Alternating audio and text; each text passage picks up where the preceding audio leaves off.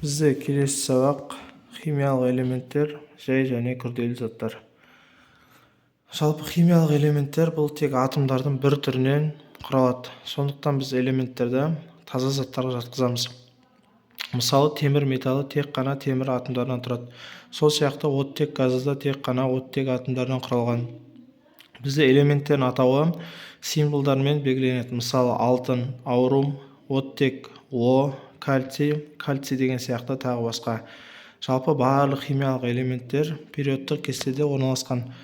Оң жақтағы суреттен көрсеңіздер болады. Бұл жерде бізде периодтық кестенің ұзын, яғни үлкен түрі берілген. Қазіргі уақытта жалпы химиялық элементтердің саны 118.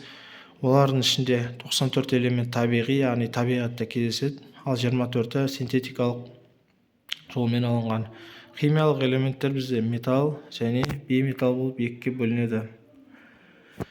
Жалпы химиялық элементтердің қасиеттері: бірінші қасиеті, олар басқа заттарға бөлінбейді. Екінші, негізгі құрам бөлігі атомнан тұрады. Үшінші, олар өзара қосылып, қосылыстар түзеді.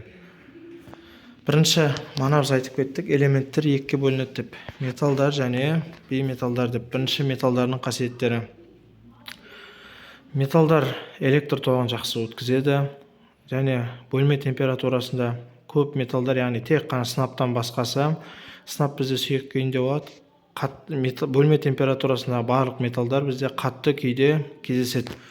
Сынаптан басқа металдар металдық және жылтыр түске ие. Келесі қасиеті, бұл металдарды жаншып, жұқа қаңылтыр жасауға болады. Және бесінші қасиеті, металдарды созып, сым жасауға болады. Біздің оң жақ суретте алтыннан жасалған барс түріндегі төс белгіні көрсетіп қойған, есік қорғанынан табылған. Келесі бейметалдардың қасиеттері: электр тоғын өткізбейді, яғни тек қана бізде өткізетін бұл графит өткізеді екен, ал графиттен басқасы электр тоғын өткізбейді екен. Келесі, қатты сұйық газ тәрізді күйінде кездеседі. Үшінші, көбіне күңгірт түсте келеді. Төртінші, олар морт сынғыш қасиетке ие. Бесінші, бейметалдардан сымы созу мүмкін емес, яғни металдар сияқты емес, бұларды біз соза алмайды екенбіз. Мына суретте бізде яғни күкірттің кесектерін көрсетіп қойған. Келесі бізде таза заттар. Жалпы күнделікті өмірде қоспа және ластанған заттармен жиі кездесеміз. Бұл ұғымдарды жеке-жеке талдап көрейік. Таза зат және ластанған зат, таза зат пен қоспаны. Таза зат бұл құрамында бөгде зат болмаған қосылыс.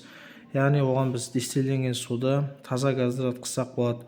Айналамыздан біз 100% таза заттарды табу өте қиын. Ал ластанған заттардың құрамында бізге қажеті жоқ бөгде қоспалар болады. Мысалы, мұнай қалдықтарымен ластанған теңіз суы, улы газдар араласқан ауа, тағы басқа. Медицинада, дәрі-дәрмек өндірісінде, металлургияда таза заттарды алу және қолдану өте маңызды.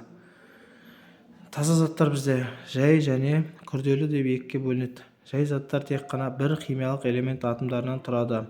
Яғни оның құрамында бір элемент болу керек. Мысалға бізде H2, O2, хлор 2, фосфор 4, феррум, купрум, аурум, тағы басқа. Яғни бұл жерде барлығы бір элементтен құралып тұр. Қазіргі уақытта бір химиялық элемент атомдарынан құралған 500-ге жуық жай зат белгілі екен. Ал күрделі заттар, яғни күрделі заттар бізде химиялық қосылыс деп аталады. Бірнеше химиялық элемент атомдарынан құралған. Мысалы, H2O су, NH3, натрий хлор, CO2, силициум O2, C2H6O деген сияқты тағы басқа. Яғни күрделі заттарды қарасақ, бұл H және O дейтін екі элементтен тұр. NH3 яғни азоттан және сутектен екі элементтен немесе одан да көп элемент атомдарынан құралған. Мына астыңғы суретте жай зат молекулалары мен күрделі зат молекулаларын көрсетіп қойған. Енді жай зат және күрделі зат ұғымдарын салыстырып көрейік. Мысалы, жай заттар, оларға мысал ретінде бізде оттек, күкірт, темір, гелий сияқты заттар алған. Бұлардың ерекшеліктерін барлығы молекулалар бірдей атомдардан құралған. Ал күрделі заттарға су, көмірқышқыл газы, натрий хлориді, сахароза сияқты заттар алған. Бұл жерде қарасақ, ерекшеліктер молекулалары әртүрлі атомдардан құралған екен. Келесі бекіту тапсырмалары. Оқушылар осы тапсырмаларды орындап шығыңыздар. Сау болыңыздар.